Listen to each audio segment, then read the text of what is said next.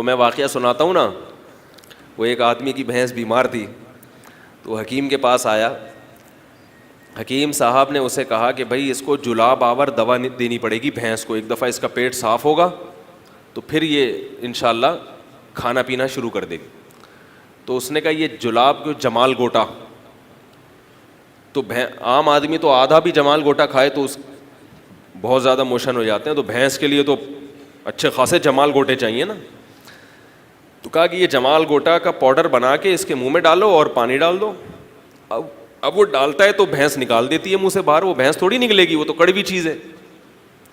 تو یہ حکیم کے پاس گیا کہ اب جب آپ نے دوا بتائی ہے اتنی بھر کر جمال گوٹے کی, تو مجھے کوئی طریقہ تو بتائیں کہ اس کے منہ میں چلی جائے. یہ حکیم صاحب نے کہا کہ پائپ میں دوا ڈالو, پائپ اس کے منہ میں رکھو, بھینس کے منہ میں, اور پائپ کا دوسرا سرا اپنے منہ میں رکھ کے زور سے پھونک مارو.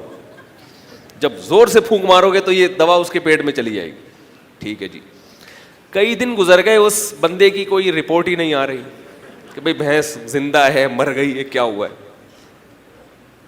حکیم صاحب گئے, حکیم صاحب نے کہا اس کی بھینس کی عیادت کرتے ہیں. جا کے پوچھا قبلہ حکیم صاحب نے, بھائی وہ بندہ کہا, انہوں نے کہا حکیم صاحب وہ تو بس اس کے تو آخری سانسیں چل رہی ہیں.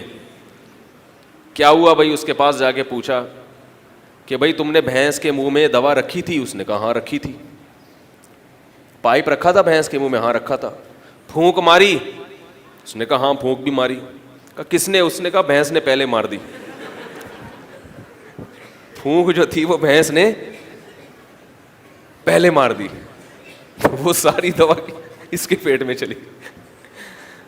تو کسی سے لڑنے کے لیے نا پہلے یہ دیکھا کرو کہ لینے کے دینے نہ پڑ جائیں کہیں. اپنی اوقات دیکھ کے انسان